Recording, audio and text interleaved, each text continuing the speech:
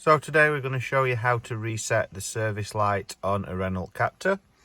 First of all, turn the ignition on and you'll see it says service required. You've got buttons on the right hand stalk. Press the down button and keep pressing that until you get to service intervals, and then press and hold.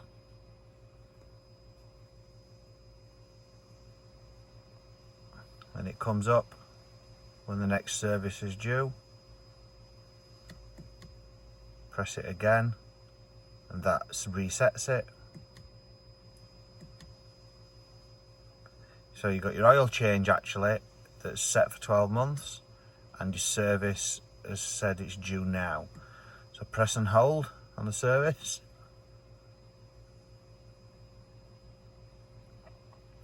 That'll flash and reset.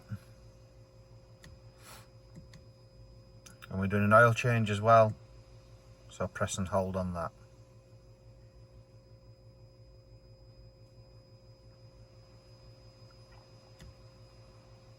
So they're now both reset.